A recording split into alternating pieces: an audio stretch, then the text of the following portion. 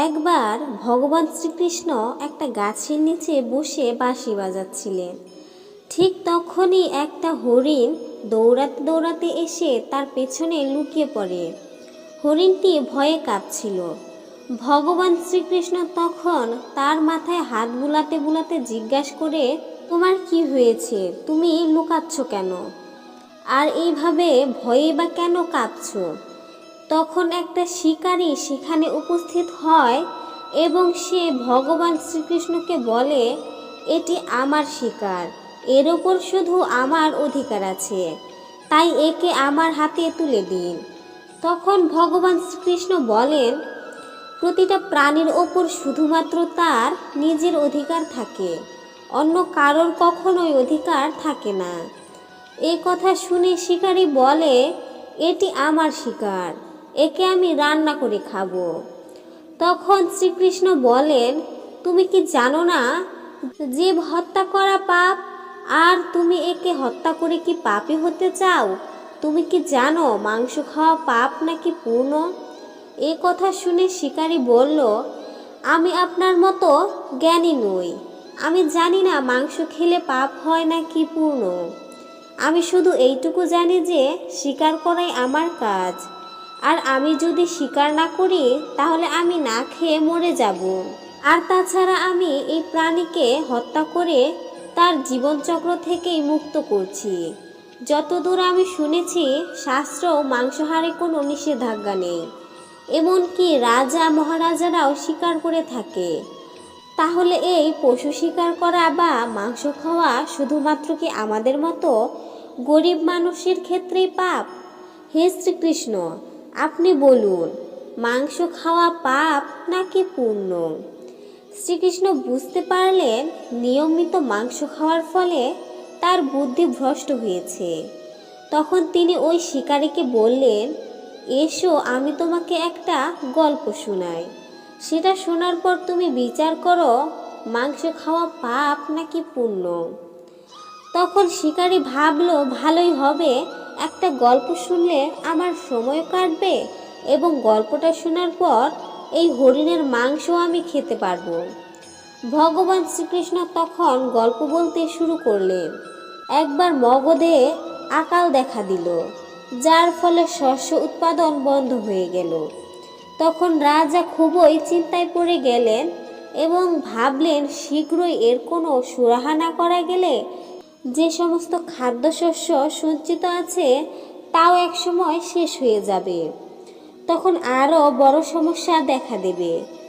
এই সমস্যার সমাধানের জন্য রাজা তার রাজসভায় সমস্ত মন্ত্রী, সামন্ত এবং পরামর্শদাতাদেরকে ডেকে পাঠালেন। তিনি তাদেরকে জিজ্ঞাসা করলেন, সব থেকে সস্তা খাদ্যদ্রব্য কী? সকলে তখন ভাবলো, চাল, ডাল, আলু, এই সমস্ত উৎপাদনের জন্য অনেক পরিশ্রমের দরকার হয়, অনেক সময়ও লাগে। তখন রাজসভায় উপস্থিত এক সামন্ত, যার শিকার করার শখ ছিল, সে উঠে দাঁড়িয়ে বলল, রাজামশাই, সব থেকে সস্তা খাদ্যদ্রব্য হলো মাংস, কারণ এর জন্য কোনো অর্থ ব্যয় করতে হয় না এবং তা খুবই পুষ্টিকর খাবারও। সকলে তখন তাকে সমর্থন করলে, কিন্তু এই কথা শোনার পরেও মগধের প্রধানমন্ত্রী চুপ করে বসেছিলেন। তখন রাজা তাকে জিজ্ঞাসা করলেন, আপনি কেন চুপ করে বসে আছেন? আপনি অত্যন্ত কিছু বলুন, আপনার কাছ থেকে সস্তা খাদ্যদ্রব্য কী?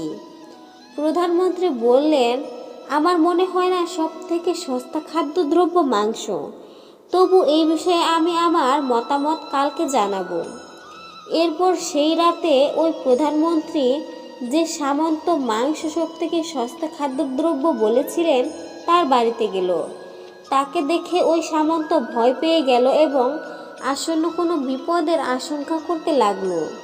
তখন প্রধানমন্ত্রী তাকে বললেন, আজ সন্ধ্যাবেলায় মহারাজা খুব অসুস্থ হয়ে পড়েছে।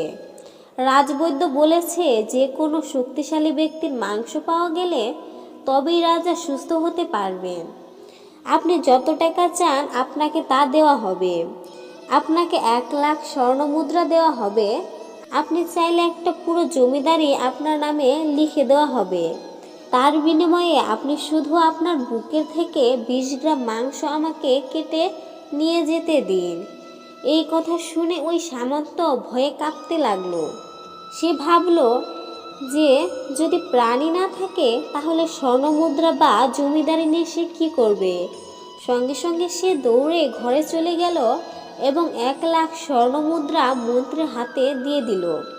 বলল, মন্ত্রীমশাই, এই 1 লাখ স্বর্ণমুদ্রা আপনি আপনার 1 লাখ স্বর্ণমুদ্রার সঙ্গে যোগ করে নিন, আর এই 2 লাখ স্বর্ণমুদ্রা অন্য কাউকে দিয়ে তার মাংস নিয়ে নিন।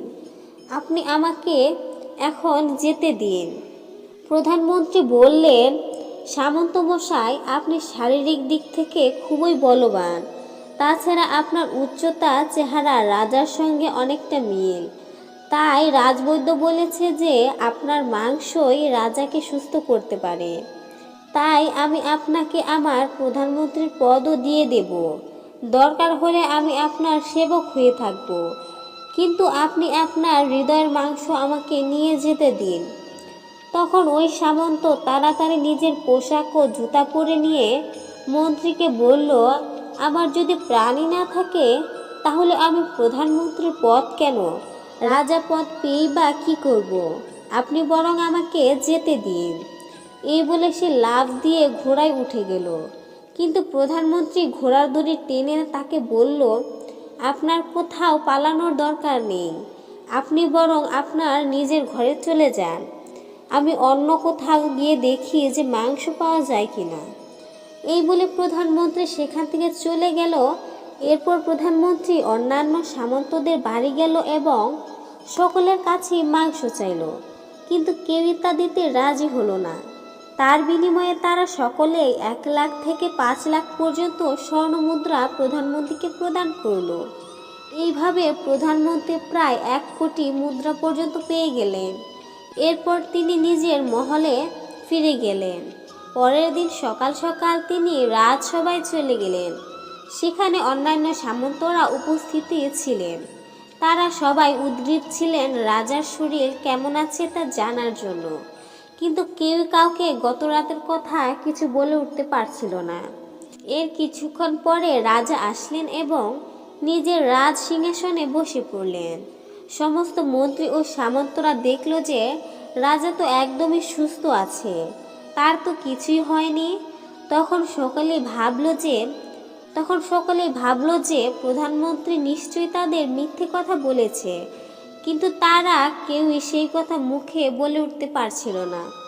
ঠিক সেই সময় প্রধানমন্ত্রী রাজার সামনে 1 কোটি স্বর্ণমুদ্রা রেখে দিল। তখন রাজা বলল, এই স্বর্ণমুদ্রা কিসের জন্য এবং এত স্বর্ণমুদ্রা আপনি কোথা থেকে পেলেন? এর উত্তরে প্রধানমন্ত্রী বললেন, 20 গ্রাম মাংসের জন্য আমি চারিদিকে ঘুরে বেড়ালাম, কিন্তু সেই মাংস আমি কোথাও পেলাম না। সেই মাংসের বদলে সমস্ত সামন্তরা এই স্বর্ণমুদ্রা আমাকে দিয়েছে।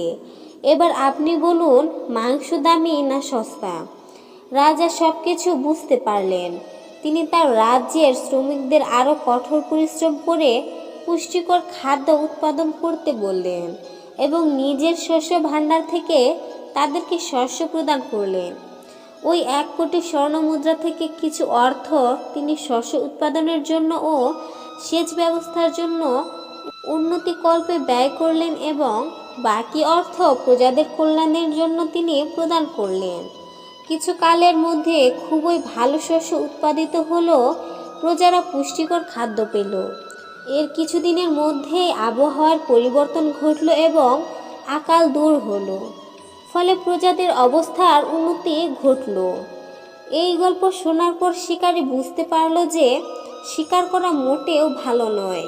কারো জীবন নেওয়ার মধ্যে কোনো মহত্ব নেই, বরং জীবন প্রদান করাই হলো মহত্বের। প্রতিটা প্রাণীর কাছেই তার জীবন অধিক প্রিয়। এরপর শিকারী নিজের ভুল বুঝতে পেরে ভগবান শ্রীকৃষ্ণকে প্রণাম করে সেখান থেকে চলে গেল এবং সে শপথ নিল যে তার বাকি জীবনে সে কখনো কোনো প্রাণীকে আঘাত করবে না।